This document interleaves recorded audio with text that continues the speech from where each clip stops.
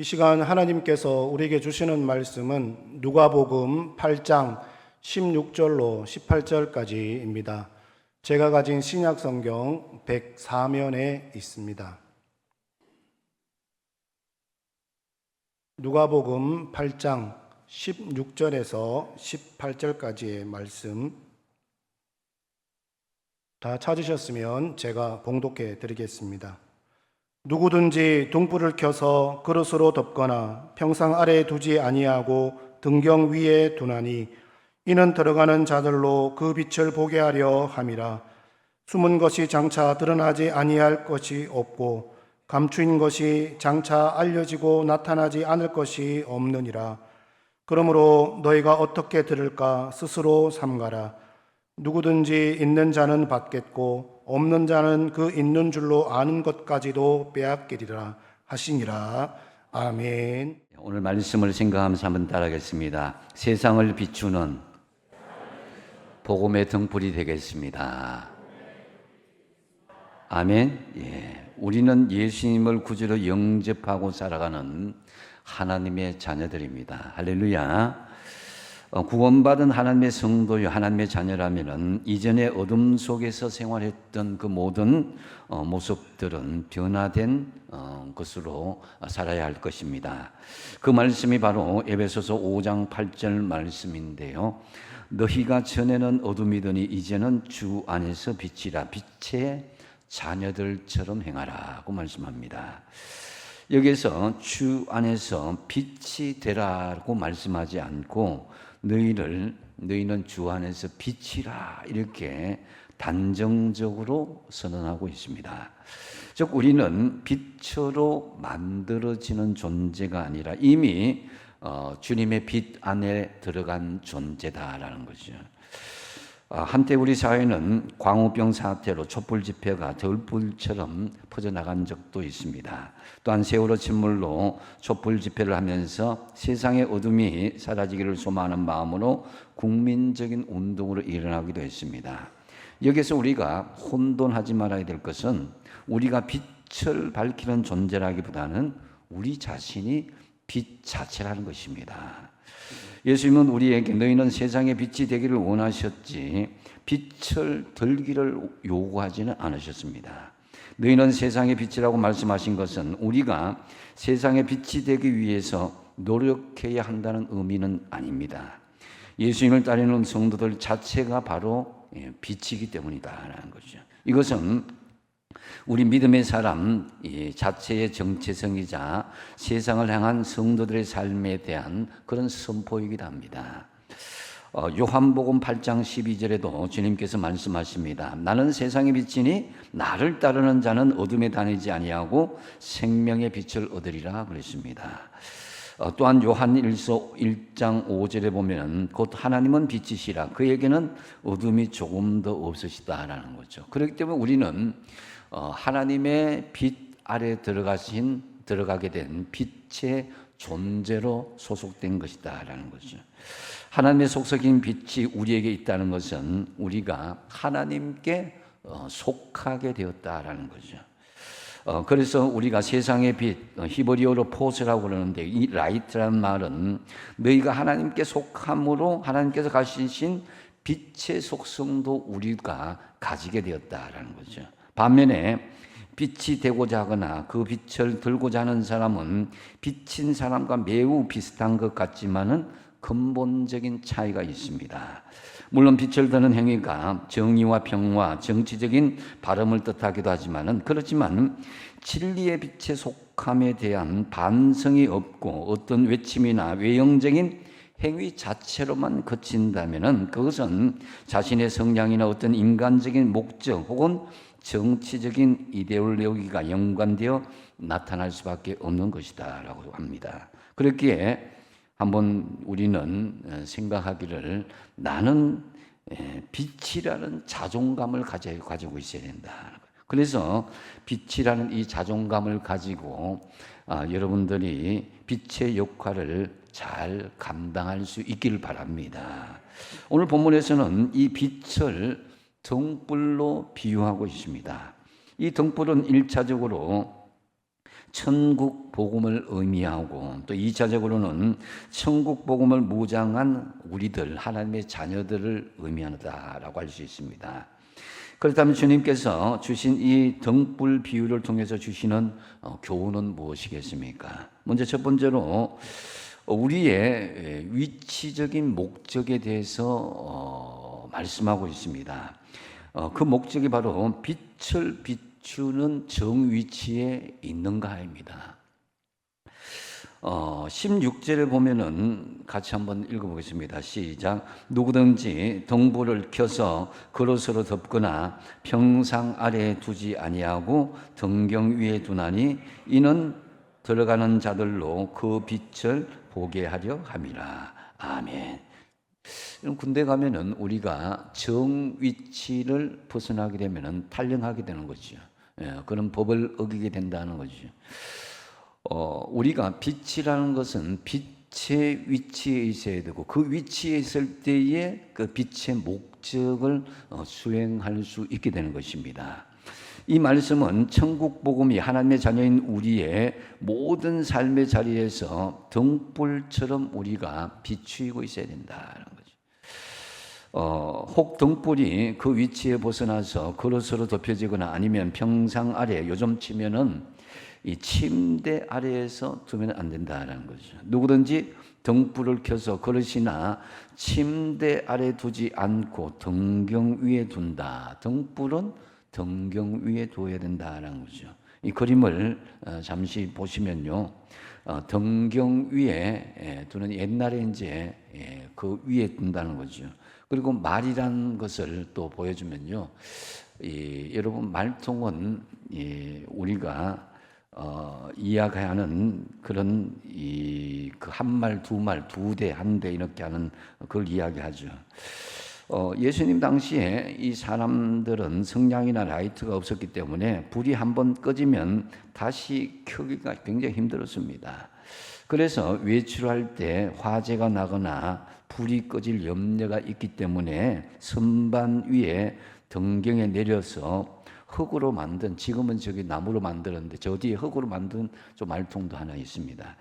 그래서 이 흙으로 만든 말을 헬라어로 모디온이라고 하는데요, 이 곡식을 담는 토기인데 그것을 잠깐 덮어놓고 갔습니다. 그래서 꺼지지 않도록 하기 위해서. 이 말통은 8리터가 들어가는 흙으로 만든 깊은 항아리인데 말 아래에 두지 않는다고 하는 것은 말 속에 등불을 두고 간다는 것이죠. 그래서 예수님께서 등불은 말 아래에 두지 않고 등경 위에 두어서 모든 사람, 집안 사람들에게 비출 것을 말씀합니다. 그래서 우리는 이 복음을 듣지 못한 어둠의 자리에 있는 사람들이 복음의 등불이 비춤으로 인해서 그 복음의 빛을 보도록 해야 된다라는 거죠. 천국 복음은 숨기지 않고 모든 사람들에게 복음이 선포되어서 사람들이 복음의 등불을 보고 천국을 들어갈 수 있도록 우리가 그 길에 안내자가 될 수 있어야 되는 것입니다. 그래서 우리는 우리 자신에 대한 그런 분명한 정체성을 깨달을 수 있어야 되는데 한번 따라하겠습니다. 나는 세상의 빛이다. 한 번 더 하겠습니다. 나는 세상을 비추는 복음의 등불이다. 주님께서 우리에게 제시하는 말씀이 바로 복음을 비추는 위치, 이 목적을 잘 가지고 있음을 확인하라고 말씀하는 것입니다.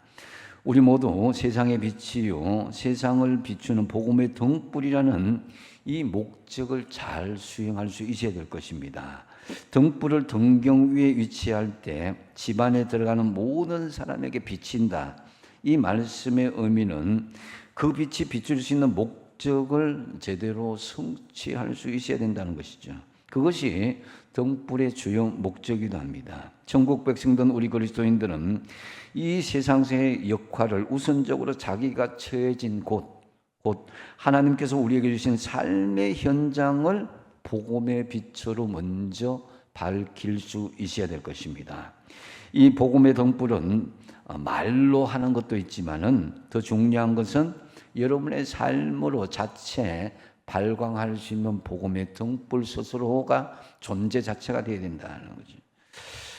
가장 가까운 가족들, 친구들, 이웃들에게 빛을 비춰야 되고 지역사회에 빛을 비춰야 되는 것입니다. 성도가 있고 교회가 있는 곳에는 그래서 어둠이 물러가고 빛이 드러날 수 있어야 되는 것입니다. 그래서 어떤 지역이든지 교회가 들어가게 되면은 그 주변 사람들에게 유익을 끼치고 칭찬을 받아야 되는 것입니다. 근데 지금 사회적으로 보면 교회가 들어오면 집값이 떨어진다 그런 이야기가 있죠. 근데 집값이 올라가야 그것이 정상입니다. 왜냐? 교회가 들어서면은 주차 문제가 해결되고 또 복지 시설이 제공되고 또 문화 프로그램이 공급되고 어린이들에게 놀이터 또 청소년들에게는 공부방, 노인들에게는 경로시설, 주민들에게는 도서실이나 문화 공간이 제공되는데 어떻게 집값이 이런 데 떨어질 수가 있겠습니까? 요즘 연세 드신 분들 은퇴 후에는 그 노인 요양복지센터가 가까운 곳을 이동하는 것과 마찬가지로 교회 공동체도 이웃들에게 그런 쉼을 제공하고 빛의 공간이 될 수 있도록 만들어줄 수 있어야 됩니다.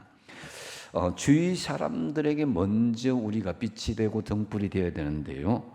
주위 사람들에게 부정적인 영향을 받으면서 먼데 그러니까 이방 나라나 세계 열방 멀리 떨어진 곳에 칭찬을 받는다. 이 문제가 있는 것입니다. 우리 안에서 먼저 칭찬받고 복음에 선한 영향을 끼칠 수 있어야 되는 것이죠.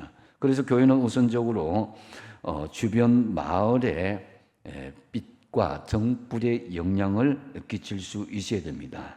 그래서 현수막을 내밀고 스티커를 붙이고 하는 것도 있지만은 조용히 교회 주변의 거리를 청소하고 주차 질서도 지키고 어르신들을 섬기고 동네 아이들을 돌봐주는 이런 역할들도 앞으로 감당할 수 있어야 교회 공동체가 마을 목회, 지역과 함께하는 교회가 될 것이다라는 거죠. 무엇보다도 더 가까운 것은 여러분의 가정이 어둠을 밝히는 빛의 가정으로 만드는 것이 우선적입니다. 그래서 빛이신 예수님을 여러분의 가정에서 먼저 드러낼 수 있어야 됩니다. 가정에 찬양이 살아있고 기도가 살아있고 말씀이 살아있고 감사와 사랑이 풍성하게 살아있고 예배가 살아있는 빛의 가정이 되도록 힘써야 될 것이다 라는 거죠. 우리가 바쁘다고 힘들다고 그 빛을 말통으로 덮지 말아야 됩니다. 먹고 사는 문제보다도 더 큰 문제가 생명의 빛, 구원의 빛이신 예수님을 비추는 그 삶이 우선입니다. 여러분에게 맡겨진 모든 삶의 현장이 이 복음의 목적대로 어둠을 밝히는 현장으로 만들어 나가시게 되기를 축복드립니다. 두 번째로 등불 비유를 통해 주시는 교훈은 역할적인 부분에 대해서 말씀합니다. 그것은 바로 빛의 영향력, 그 역할을 잘 감당하고 있는가입니다. 17절 말씀 같이 한번 읽어보겠습니다. 시작. 숨은 것이 장차 드러나지 아니할 것이 없고 감추인 것이 장차 알려지고 나타나지 않을 것이 없느니라. 아멘. 자, 이 말씀은 복음의 빛은 반드시 숨겨진 것 같아도 드러나게 되고 감추인 것 같아도 알려지고 나타나게 된다는 말씀이죠. 여러분 울산 바닷가 곳곳마다 가보면은 다 등대가 있죠. 등대는 항구로 들어오는 배들이 어느 쪽에서 오든지 가장 잘 보인 곳에 우뚝 서 있어야 됩니다. 선장은 그래서 배의 위치와 등대의 위치, 불빛을 잘 감안해서 항구로 안전하게 들어오게 되는 것입니다. 그런데 만약에 등대가 잘 보이지 않거나 등대가 없게 된다면은 어떤 일이 벌어지겠습니까? 바다 밑에 암초나 바닷속 깊이의 차이로 인해서 배가 쉽게 자초될 위험에 처하게 된다는 거죠. 마찬가지로 우리가 복음의 빛을 감당하지 못하게 되면은 이 세상은 이 향방을 잃어버리고 죄악이 더 관영해야 되고 죄악으로 인하여서 그 혼란은 더 가중하게 될 것이다라는 거죠. 그러므로 세상의 빛이요, 또 빛이라고 하는 우리 성도들이 만약에 복음의 등불이 되지 못한 채 드러나지 않고 숨겨지고 감춰진다면은 수많은 사람들이 이 복음을 듣지 못하고 지옥으로 향하게 되고 말 것입니다. 그래서 우리가 복음의 영향력을 발휘하여서 세상을 비출 때 비로소 빛의 역할을 잘 감당하고 있다라고 하는 것입니다. 다시 말씀드리지만 에베소서 5장 8절에 사도 바울은 어떻게 이야기합니까? 너희가 전에는 어두움이었더니 이제는 주 안에서 빛이라, 빛의 자녀들처럼 행하라, 이렇게 말씀하는 거예요. 그저 교회에 나온다고 빛이 되지는 않습니다. 우리가 복음의 빛을 받아서 다시 세상의 복음의 빛으로 등불로 났음으로 인해서 그 영향력을 발휘할 때 우리가 주신 주님의 역할을 잘 감당하고 있다고 할 수 있는 것입니다. 오래전의 일입니다. 교회와 완전히 떨어진 곳에서 우연히 그 교회에 출석하는 교인을 만나게 되었습니다. 근데 반가운 마음으로 만나려고 하다가 그분이 아주 심각한 상황에서 싸우고 있는 거예요. 근데 싸우고 있는 정도가 아니라 육두문자를 쓰면서 아주 심각하게 싸우고 있는 모습을 보면서 저는 그분과 만나고 또 이렇게 악수하는 걸 포기하고 말았습니다. 얼마나 민망해할까라는 생각을 가졌기 때문입니다. 과연 세상 속에서 우리가 이 정도밖에 되지 않은가라는 그 실망감을 가질 수밖에 없었습니다. 그리스도인이 되었다는 것은 이미 세상을 향하여 우리는 손해보고 있는 존재, 세상에 선한 영향력을 끼치고 있는 빛의 역할을 감당하는 존재로 이미 우리는 그 역할을 감당할 수 있어야 됩니다. 그래서 그 역할, 이것이 우리가 아무런 의미 없이 여러분의 가정과 일터와 세상의 어떤 삶의 자리 하나님께서 그 역할을 세워주신 것은 아닙니다. 그 영향력, 빛의 영향력을 끼치라는 것이죠. 우리가 빛이라면 그 증거로 분명하게 세상 사람 앞에 빛을 발할 수 있는 영향이 있어야 된다는 거죠. 그래서 그 빛으로 사람들이 모여들 수 있어야 된다. 이사야 선지자는 이 부분에 대해서 이렇게 선포합니다. 이사야서 2장 2절 말씀에 말세에 여호와의 전의 산이 모든 산 꼭대기에 굳게 설 것인데, 하나님의 공동체, 하나님의 교회가 굳게 설 것인데 모든 작은 산 위에 뛰어나리니 만방이 그리로 모여들 것이라. 마지막 때에 산 위에 세워진 성전을 향해서 이방인들이 스스로 찾아오게 될 것이다 라고 예언하고 있습니다. 여기서 일본어 성경에는 산 위에 세워진 성전을 향해서 이방인들이 강물처럼 흘러 들어온다라고 표현하고 있습니다. 이러한 은혜가 여러분의 가정과 여러분의 일터, 우리 울산 호계교회에 임하게 되기를 간절히 축복드립니다. 만일 우리가 복음의 빛으로 그 역할을 제대로 감당하게 된다면 그 빛은 자연히 세상을 비추게 될 것이고요. 그 빛은 본질상 퍼져나가고 비쳐나가게 되어 있습니다. 그러므로 여러분들의 각자의 삶의 자리에서 우리는 복음을 부끄러워하거나 숨겨서는 안 된다는 거죠. 진리의 복음은 어둠 속에 넣이거나 숨길 수가 없는 것입니다. 결국 다 드러나게 된다는 거죠. 주님은 복음의 등불로 우리를 사용하여 주시는데요. 로마서 1장 16절 말씀을 같이 한번 읽어보겠습니다. 시작. 내가 복음을 부끄러워하지 아니하노니 이 복음은 모든 믿는 자에게 구원을 주시는 하나님의 능력이 됨이라. 아멘. 여러분, 당당하게 주님의 복음을 세상 속에 전하십시오. 우리의 역할이 바로 복음으로 세상의 영향력을 발휘하는 것입니다. 말로, 여러분의 삶으로, 여러분의 잔잔한 영적인 영향력으로 그들에게 복음의 빛이 되라는 거예요. 그래서 식물이나 여러분 동물들 세포 속에는 모든 것의 유전자 내용들이 다 포함되어 있습니다. 그 유전자 내용들을 그대로 가지고 열매 맺게 되는 것은 지극히 정상입니다. 마찬가지로 우리가 하나님의 빛의 자녀라는 그런 유전자의 내용들을 가지고 있듯이 우리 속에 그 능력들이 내포되어 있다는 거죠.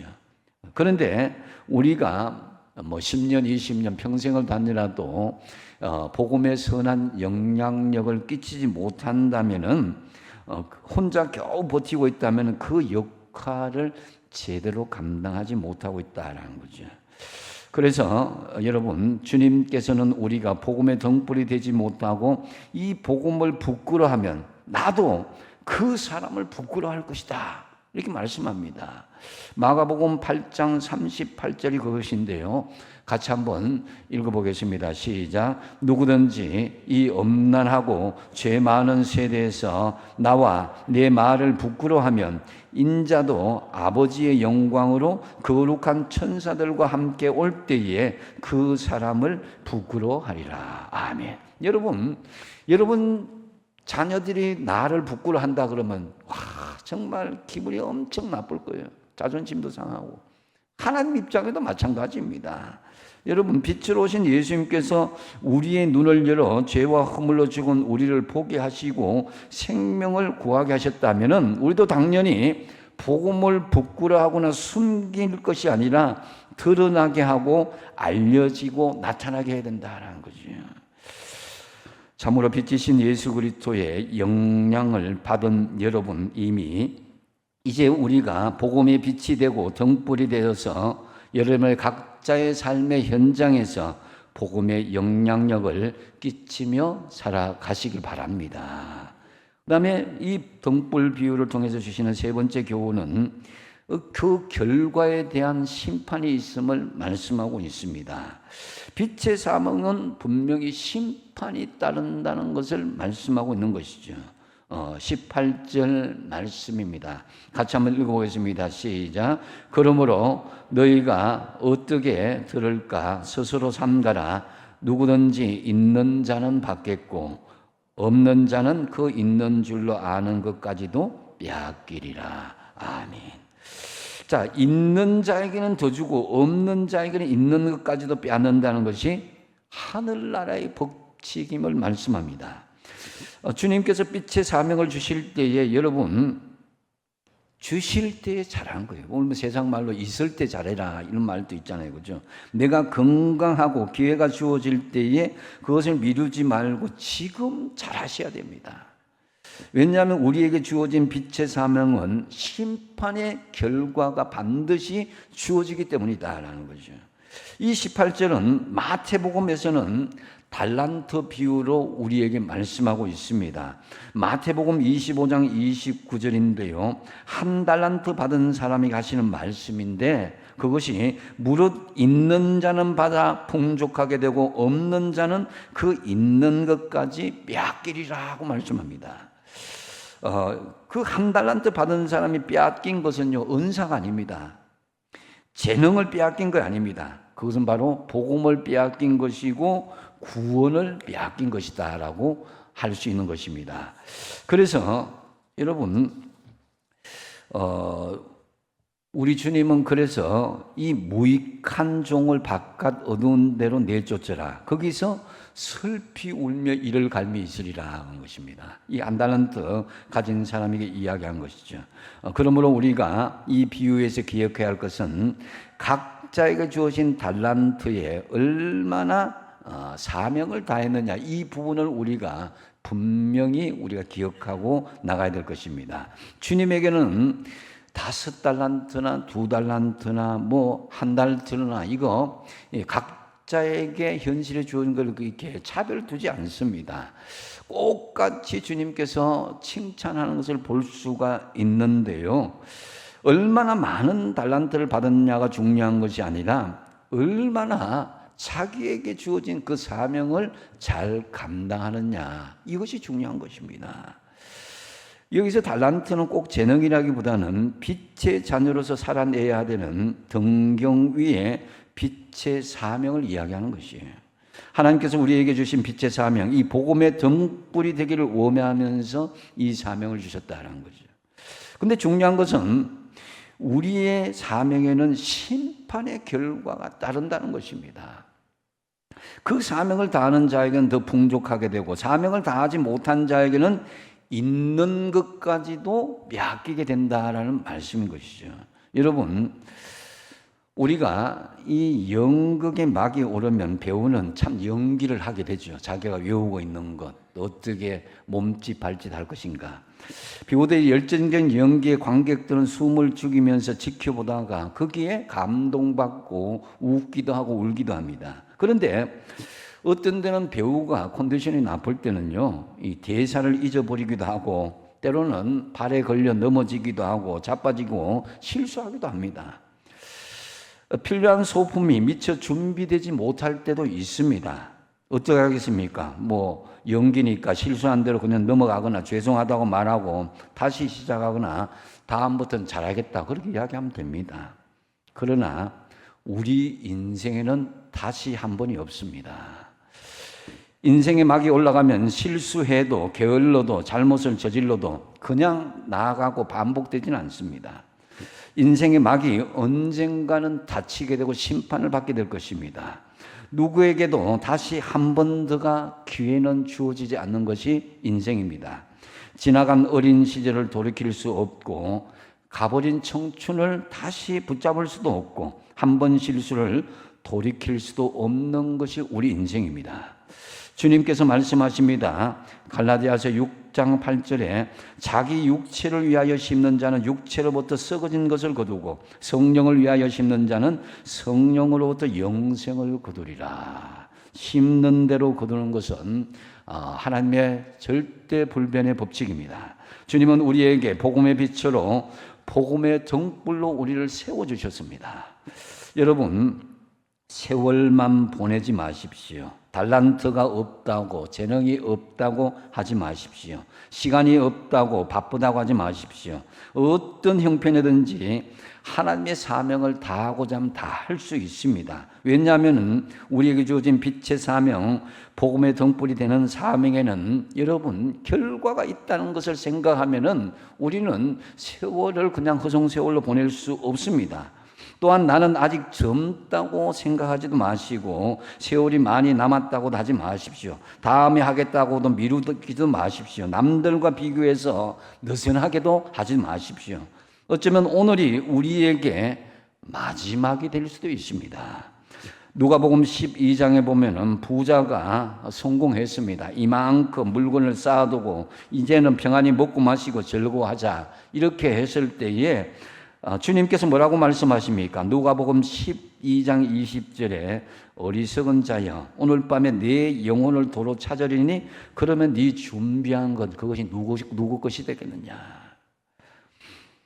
오늘날 우리가 육신적으로 유한한 세상에서 어느 누구는 성공했다, 어느 누구는 돈이 많다, 어느 누구는 권력이 있다 해도 그것은 어느 날 순식간에 안개처럼 사라지고 말 것입니다. 그러므로 여러분, 하나님의 심판을 생각하시기 바랍니다. 하나님께서는 우리가 하고 싶은 것들을 다 이루기 전에 불러갈 확률이 많습니다. 왜냐? 우리 인생은 우리 마음대로 되는 것이 아니라 하나님 계획대로 되기 때문입니다. 갑작스럽게 심판의 자리에 설 때 당황하거나 두려워하거나 되돌아설 수도 없습니다. 주님께서 우리에게 물으실 것입니다. 너에게 준 빛의 사명, 복음의 등불로 네가 사명을 다 했느냐? 이 말씀에 우리가 분명하게 답할 수 있어야 될 것입니다. 베드로전서 1장 7절 말씀에 예수 그리스도께서 나타나실 때에 칭찬과 영광과 존귀를 얻게 할 것이다 그랬습니다. 여러분, 빛의 사명에는 심판의 결과가 있다고 말씀드렸는데요. 참으로 우리가 심판의 자리에 설 때에 저와 여러분 칭찬과 영광과 존귀를 받기 위하여 지금 빛의 사명을 다하시게 되길 바랍니다. 이제 말씀을 맺습니다. 오늘 주님께서 주신 등불 비유를 통해서 주시는 교훈 세 가지를 말씀해 줬는데요. 먼저 우리의 위치, 이 목적을 다하고 있느냐입니다. 혹시 빛의 정위에 치해서 이탈하고 있지 않은지를 한번 살펴보십시오. 빛의 자리를 이탈하지 마시고 하나님 주신 정위치를 지키십시오. 여러분에게 맡기진 모든 삶의 현장이 복음의 목적대로 어둠을 밝히는 현장으로 만들어 나가십시오. 두 번째로 빛의 영향력을 발휘하고 있는 그 역할에 대해서 우리가 점검할 수 있어야 됩니다. 빛이신 예수님의 영향을 받아서 여러분의 복음의 빛이 되고 등불이 되어서 복음의 선한 영향력을 능력 있게 발휘하는 역할을 잘 감당하도록 하십시오. 그리고 빛의 사명은 심판의 결과가 따름을 말씀하고 있습니다. 빛의 사명에는 여러분 참으로 그 결과가 선악간에 다 판단된다고 말씀합니다. 참으로 저와 여러분, 우리가 등불을 밝히고 비추는 목적을 가지고 주신 자리를 잘 지키면서 빛의 선한 영향력을 끼칠 뿐만 아니라 나중에 장차 심판의 자리에서 칭찬과 영광과 존귀를 받으시게 되기를 예수님의 이름으로 축복드립니다. 기도하겠습니다.